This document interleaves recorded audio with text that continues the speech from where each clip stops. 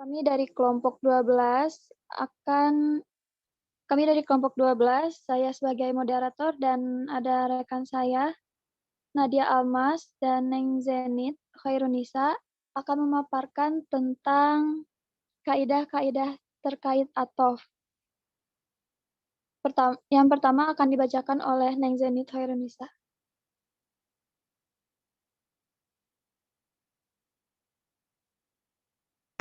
Maaf, Almas. Almas dulu. Yang pertama akan dibacakan oleh Nadia Almas.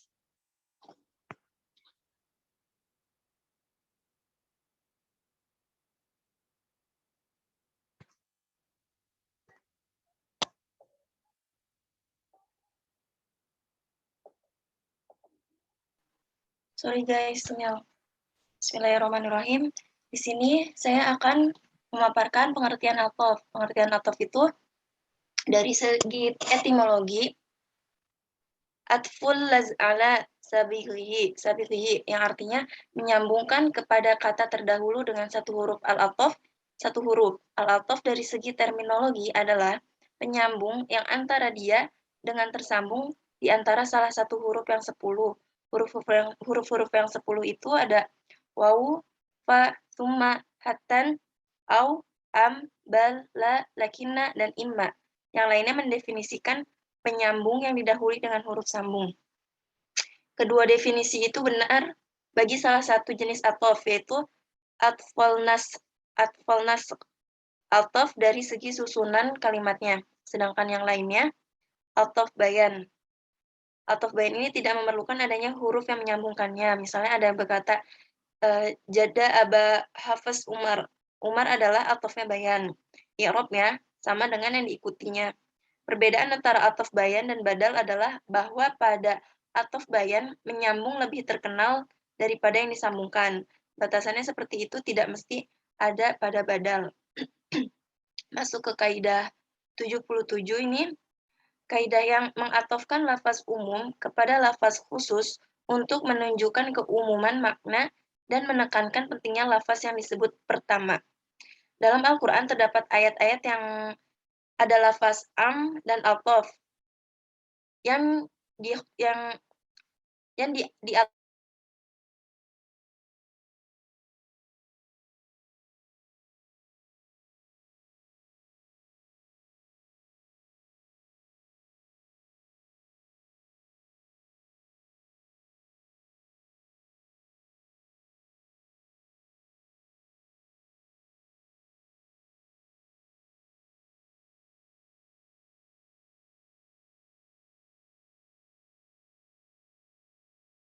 Qul inna sholati wa nusuki wa mahyaya wa mamati lillahi rabbil alamin. Yang artinya, katakanlah Nabi Muhammad SAW, sesungguhnya sholatku, ibadahku, hidupku, dan matiku hanyalah untuk Allah, Tuhan semesta alam. Demikianlah untuk diatofkan kepada sholat untuk menunjukkan keumuman, yakni bahwa semua yang dilakukan itu karena Allah, dan dalam pada itu menunjukkan pentingnya sholat di antara ibadah pada umumnya. Contoh kedua ada pada Quran Surat Nuh ayat 28. Rabbi ighfirli wa liwalidayya wa liman dakhala baytiya mu'minan wa lil mu'minina wal mu'minat wa la tazidiz zalimina illa tabara. Yang artinya, ya Tuhanku, ampunilah aku, ibu bapakku, dan siapapun yang memasuki rumah dengan beriman, dan semua orang yang beriman laki-laki dan perempuan. Janganlah engkau tambahkan bagi orang-orang zalim itu selain kehancuran. Dalam ayat ini, terdapat lafaz am yang diatofkan kepada lafaz khos, yaitu lafaz mu'minin dan mu'minat, yang diatofkan kepada man dakhala baitil mu'minan. Dan lafaz yang disebut terakhir diatofkan kepada walidayya. Diatofkan lafaz mu'minin dan mu'minat kepada lafaz man dakhala baiti mu'minan, dan selanjutnya kepada lafaz walidayya dimaksudkan untuk menunjukkan keumuman makna dan untuk menunjukkan pentingnya lafaz khos yang disebut lebih dahulu, yaitu lafaz man dakhala baiti mu'minan dan lafaz walidayya ini, dan lafaz walidayya Jadi Nabi Nuh alaihi salam memandang penting kedua orang tua dan orang-orang mukmin yang masuk ke dalam rumahnya untuk didoakan terlebih dahulu. Rangkuman dari kaidah 77 ini, atful ammi 'alal khasi yadulu 'ala ta'mimi wa 'ala ahimiyatil awal. Lafaz am kepada lafaz khos untuk menunjukkan keumuman dan menekankan pentingnya lafaz yang disebut pertama, yakni untuk menekankan pentingnya makna yang terkandung dalam lafaz khos. Selanjutnya akan akan saya lempar kepada moderator. Terima kasih. Baik, selanjutnya akan dibacakan oleh Nek Zenit Khairunisa. Kak Zen. Baik, lanjut ke kaidah 78, yaitu mengarahkan lafaz khusus ke lafaz umum untuk menekankan bahwa lafaz khusus itu lebih utama dan lebih penting. Kaidah di bawah ini membicarakan ayat Al-Quran dengan struktur kalimat, di mana terdapat di dalamnya lafaz khos diaktofkan kepada lafaz am. Contoh pertama, A'udzubillahi minasyaitonirrajim. Hafizu 'alas shalawati was shalatil wusta wa qumu lillahi qanitin, yang artinya saling peliharalah dengan sungguh-sungguh segala sholat dan demikian juga sholat wusta. Al-Baqarah ayat 238. Sholawat adalah lafaz am yang berarti semua sholat. Sholat al-wusta adalah lafaz khas yang menunjukkan kepada satu macam sholat. Secara harfiah, sholat al-wusta berarti sholat pertengahan. Dalam ayat tersebut di atas, lafaz khas yaitu sholat al-wusta diatofkan pada lafaz am yaitu as-sholawat. Yang pertama dinamakan ma'tuf yang mengikuti, dan lafaz yang kedua dinamakan ma'tuf alaih yang diikuti. Para ulama berbeda pendapat tentang yang dimaksud dengan sholat pertengahan. Ada yang dimaksud ialah sholat maghrib karena terletak di pertengahan siang dan malam. Ada yang berpendapat yang dimaksud ialah sholat asar. Pendapat tersebut dikuatkan pula oleh hadis bahwa Nabi Muhammad menamai sholat asar dengan sholat al-wusta. Hadis riwayat Muslim. Ayat tersebut mengandung pengertian, peliharalah sholat tanpa kecuali. Sholat al-wusta disebut secara khusus untuk menekankan pentingnya memelihara sholat tersebut. Sebagaimana dijelaskan dalam tafsir Al-Misbah, perintah memelihara sholat wusta menjadi penting karena saat itu adalah saat kesibukan dan keletihan setelah aneka aktivitas sejak pagi. Keadaan demikian dapat menjadikan seseorang lupa melaksanakannya atau malas akibat keletihannya. Contoh kedua, A'udzubillahi minasyaitonirrajim. Walladzina yumassikuna bihi wa aqamus shalah la nudhi'u ajral muslihin, yang artinya, dan orang-orang yang berpegang teguh dengan Alkitab serta melaksanakan sholat, sesungguhnya kami tidak menyia-nyiakan pahala orang-orang yang mengadakan perbaikan. Quran surat Al-A'raf ayat 170. Yumassikuna bil kitab artinya berpegang teguh kepada tuntunan Alkitab. Aqamus shalah artinya melaksanakan sholat serta sempurna dan berkesinambungan. Yumassikuna bil kitab adalah lafaz am, sedangkan aqamus shalah adalah lafaz khas, termasuk bagian dari termasuk bil kitab. Dalam ayat ini, aqamus shalah dikhususkan untuk menekankan pentingnya sholat dalam tafsir Al-Misbah. Dalam tafsir Al-Misbah, penyebutan sholat secara khusus setelah kesungguhan berpegang teguh kepada tuntunan Alkitab menunjukkan betapa penting sholat yang merupakan tiang agama, serta cerminan hubungan baik manusia dengan Tuhan dan kebutuhan mereka kepadanya. Al-Zarkashi menegaskan, tamasuk bil kitab mencakup semua ibadah, termasuk diantaranya sholat. Tetapi sholat disebutkan secara khusus, idharon li martabatiha li kauniha imad ad-din. Rangkuman dari kaidah ke-78 ialah atful khosi 'alal 'ami munabbihun 'ala fadlihi au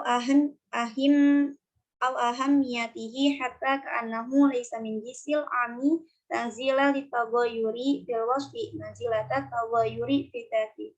Yang artinya pengapofan lafaz khas kepada lafaz am untuk menekankan bahwa lafaz khas itu lebih utama dan lebih penting, sehingga seakan-akan lafaz khas itu tidak tercakup pengertiannya dalam lafaz am, untuk menyatakan perbedaan deskripsi menempati perbedaan bentuk. Lanjut kaidah 79, yaitu suatu kata benda yang disifati dengan dua sifat yang berbeda, maka salah satu dari dua kata sifat itu boleh diatofkan kepada yang lain. Bagaimana jika terdapat Bagaimana jika terdapat satu mausuf? Mausuf artinya yaitu sesuatu yang disifati dengan sifat-sifat yang berbeda. Apakah sifat yang satu diatofkan kepada sifat lainnya atau tidak? Dalam kalimat semacam ini, apakah dipergunakan huruf atof atau tidak? Kaidah di bawah ini membicarakan permasalahan tersebut, yakni permasalahan tentang sesuatu yang disifati dengan sifat-sifat yang berbeda. Dalam Al-Quran kita jumpai ayat-ayat yang menjelaskan tentang satu mausuf yang disifati dengan sifat-sifat yang berbeda. Dalam hal ini terdapat dua kemungkinan. Yang pertama, sifat-sifat itu disebut berturut-turut. Antara satu sifat dengan sifat lainnya dihubungkan dengan wawu athof. Yang kedua, sifat-sifat itu disebut tanpa mempergunakan huruf athof sebagai penghubung. Contoh yang pertama, A'udzubillahi minasyaitonirrajim. Sabbihisma rabbikal a'la alladzi khalaqa fasawwa walladzi qaddara fahada walladzi akhrajal mar'a. Yang artinya, sucikanlah nama Tuhanmu yang maha tinggi, yang menciptakan dan menyempurnakan penciptaannya, dan yang menentukan kadar masing-masing dan memberi petunjuk, dan yang menumbuhkan rumput-rumputan. Quran Surat Al-A'la ayat 1-4. Di dalam ayat pertama, terdapat sebuah kata yang disifati, yang diberi keterangan, yaitu kata Rob. Ayat-ayat berikutnya, yaitu ayat kedua, ketiga, dan keempat, merupakan sifat keterangan dari kata Rob yang terdapat pada ayat pertama. Ayat kedua menjelaskan sifat kata Rob secara langsung, tanpa ada kata penghubung wawu athof. Ayat itu berbunyi, alladzi khalaqa fasawwa, yang menciptakan dan menyempurnakan. Lalu ayat ketiga dan keempat menjelaskan kata Rob dalam ayat pertama, tetapi sifatnya itu menggunakan kata penghubung wawu athof, sehingga berbunyi, walladzi qaddara fahada, yang menentukan kadar serta memberi petunjuk, dan ayat ketiga, walladzi akhrajal mar'a, yang mengeluarkan rumput-rumputan lalu menjadikannya kering kehitam-hitaman. Nah, perhatikan antara satu sifat dengan sifat lainnya dihubungkan dengan wawu athof. Lalu contoh kedua, walaqad atainaka sab'an minal mathani wal qur'anal 'azim, yang artinya, dan sesungguhnya kami telah berikan padamu 7 ayat yang dibaca berulang-ulang, surat Al-Fatihah yang terdiri atas 7 ayat, dan Al-Quran yang agung. Dalam hadis yang diriwayatkan oleh Abu Sa'id bin Al-Mu'allah, bahwa yang dimaksud dengan As-Sabat Al-Mathani dan Al-Quran yang agung adalah surah Al-Fatihah. Dalam hal ini ada satu mausuf, yaitu surah Al-Fatihah, yang disifati dengan dua sifat, yaitu As-Sab Al-Mathani dan Al-Quran Al-Azim. Kedua sifat itu dihubungkan dengan wawu athof.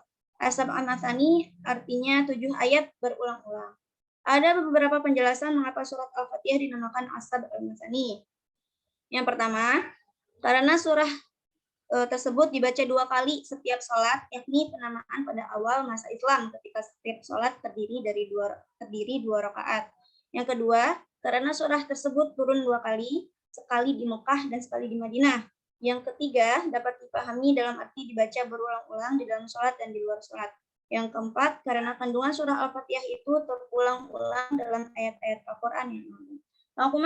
Rangkuman dalam kaidah 79 yaitu, dari uraian di atas dapat disimpulkan bahwa sebuah kata dapat digambarkan dengan berbagai macam sifat, baik secara langsung tanpa kata penghubung wawu athof, kemudian dirangkum oleh As-Sab dengan ungkapan asyai'ul wahidu idza dzukira bi sifataini mukhtalifataini jaza'ahu indahuma 'alal ukhra tanzila litaghayyuri sifati manzilata taghayyuri dzawati. Yang artinya satu hal bila disebutkan dengan 2 deskripsi yang berbeda. Salah satu deskripsi itu boleh diathofkan kepada deskripsi yang satu lagi untuk menyatakan perbedaan deskripsi menempati perbedaan itu. Ya, saya kembali kepada. Baik, selanjutnya akan dibacakan oleh saya sendiri. Kaidah 80, athof menuntut keberbedaan antara ma'tuf dan ma'tuf alaih.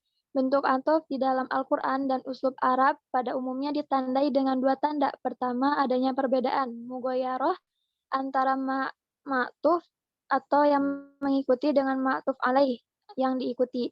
Kedua, adanya sesuatu yang mengikat sehingga dapat dihubungkan dengan sesuatu yang lain. Sesuatu yang mengikat itu ialah adanya kesamaan di dalam hukum atau kedudukan. Ishtirok fi al-hukm. Menurut Al-Sabat, Perbedaan antara ma'tuf dan ma'tuf alaih dapat diklasifikasi dalam 4 corak. Pertama, ma'tuf dan ma'tuf alaih merupakan dua hal yang berbeda dan tidak ada kaitan makna antara satu dengan yang lain. Contoh yang pertama, kedua ma'tuf dan ma'tuf alaih merupakan dua hal yang berbeda tetapi ada kaitan antara satu dengan lainnya. Contoh yang kedua, ketiga ma'tuf merupakan sebagian dari ma'tuf alaih. Contoh yang ketiga, keempat, ma'tuf dan ma'tuf alaih merupakan dua sifat yang berbeda atau lebih dari sesuatu yang sama. Contoh yang keempat, enggak ada ya? Contoh pertama, A'udzubillahi minasyaitonirrajim. Bismillahirrahmanirrahim. Alladzi khalaqas samawati wal arda wa ma bainahuma fi sittati ayyamin summa stawa 'alal 'arsyir rahmanu fas'al bihi khabira. Artinya, yang menciptakan langit dan bumi dan apa yang ada antara keduanya dalam 6 masa, kemudian dia bersemayam di atas arsy. Dialah yang Maha Pemurah, maka tanyakanlah tentang Allah kepada yang lebih mengetahui Muhammad tentang dia. Quran Surat Al-Furqan ayat 59. Dalam ayat tersebut di atas terdapat beberapa lafaz yang berbeda, artinya yang diatofkan satu kepada yang lain. Beberapa lafaz yang dimaksud ialah pertama as-samawat, yang kedua al-ard, yang ketiga ma bainahuma. Ketiga lafaz itu dihubungkan satu dengan yang lain dengan mempergunakan huruf ataf waw. Perhatikan bahwa ketiga lafaz itu berbeda ucapannya, berbeda artinya, dan tidak ada kaitan antara yang satu dengan yang lainnya. Dalam istilah as-sabat, la yu'rafu yuzumuhu lahu. Al-sabat halaman 434, yakni tidak diketahui kaitan makna antara ma'tuf dan ma'tuf alaih. Kesamaan yang mengikatnya ialah bahwa ketiganya adalah makhluk ciptaan Tuhan. Langit, bumi, dan yang ada antara keduanya adalah makhluk ciptaan Tuhan. Demikianlah dalam ataf itu ada perbedaan mughayyaroh antara ma'tuf dan ma'tuf alaih. Dalam pada itu disertai pula dengan kesamaan hukum, ishtirok fi al-hukum, yang mengikatnya. Contoh yang kedua, A'udzubillahi minasyaitonirrajim. Bismillahirrahmanirrahim. Wala talbisul haqqo bil batili wa taktumul haqqo wa antum ta'lamun. Artinya, dan janganlah kamu campur adukan yang hak dengan yang batil, dan janganlah kamu sembunyikan yang hak itu sedang kamu mengetahui. Quran Surat Al-Baqarah ayat 42. Dalam ayat tersebut di atas, lafaz taktumul haqqo diatofkan kepada lafaz talbisu. Talbisul haqqo, segi istirok, kesamaan dalam hukum dari ma'tuf dan ma'tuf alaih ialah bahwa keduanya termasuk perbuatan yang dilarang dalam agama. Ada ciri lainnya yang berkenaan dengan bentuk ataf yang perlu kita perhatikan dalam ayat tersebut di atas, yaitu bahwa ma'tuf dan ma'tuf alaih adalah dua lafaz yang berbeda maknanya, tetapi ada kaitan antara yang satu dengan lainnya, bainahuma luzum. Kaitan tersebut dijelaskan oleh as-sabat bahwa mencampur adukan yang hak dengan yang batil terjadi karena orang yang menyembunyikan kebenaran dan menyatakan kebatilan, sebagaimana juga hal orang yang menyembunyikan kebenaran dituntut untuk menyatakan kebatilan sebagai ganti dari kebenaran yang disembunyikan. Demikianlah maka ada keterkaitan antara mencampur adukan yang hak dengan yang batil, talbisul haqqo bil batili, dengan menyembunyikan kebenaran. Rangkuman dari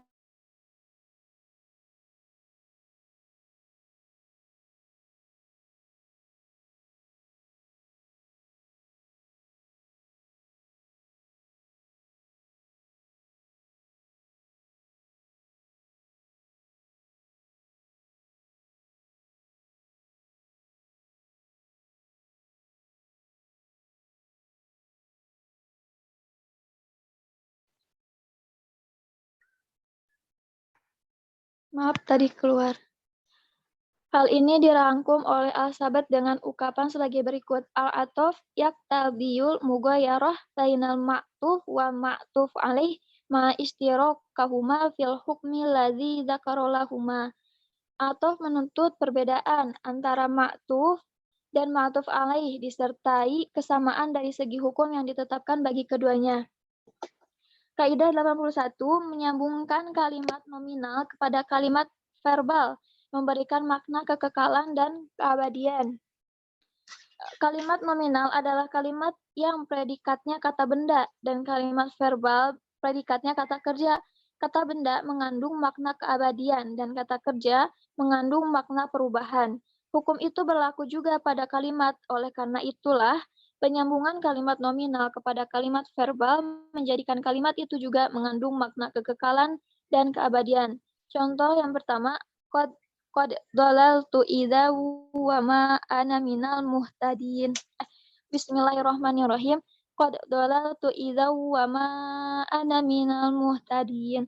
Yang artinya sungguh tersesatlah aku jika berbuat demikian dan tidaklah pula aku termasuk orang-orang yang mendapat petunjuk. Quran surat Al-An'am ayat 56.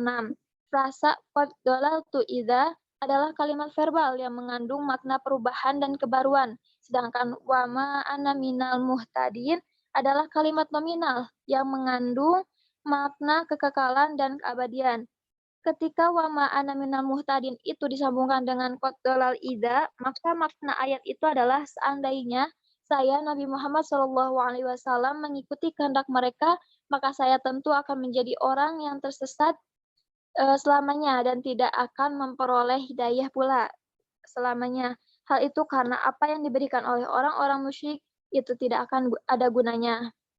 Rangkuman ke-81 ini, bila kalimat nominal disambungkan kepada kalimat verbal, maka kalimat verbal itu akan bermakna kalimat nominal pula, yaitu maknanya bersifat abadi. Kaidahnya atau al-jumlatul ismiyah ala fi'liyah yufidu dawami wastibat. Menyambungkan kalimat nominal kepada kalimat verbal memberikan makna kekekalan dan keabadian. Baik, teman-teman, selanjutnya kita jika ada yang ingin bertanya atau ingin menambahkan, boleh dipersilakan.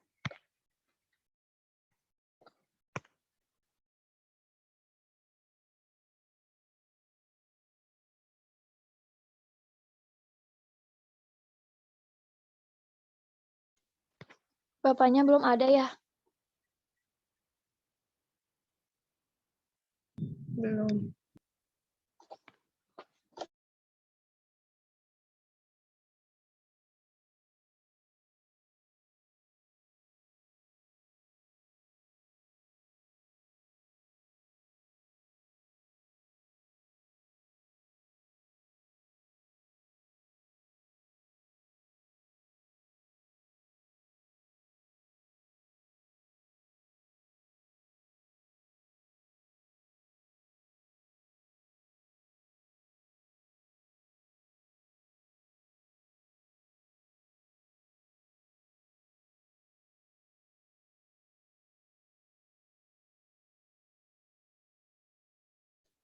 Oke, Jel.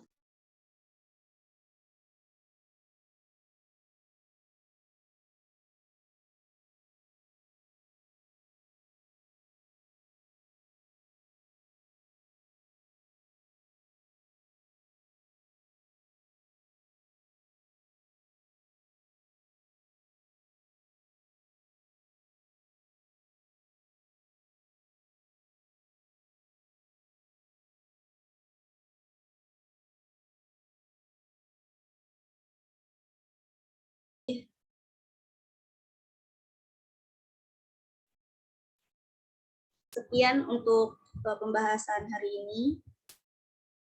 Kurang dan lebihnya kami mohon maaf. Wassalamualaikum warahmatullahi wabarakatuh. Waalaikumsalam warahmatullahi wabarakatuh. Warahmatullahi wabarakatuh. Banyak makalah. Makalah.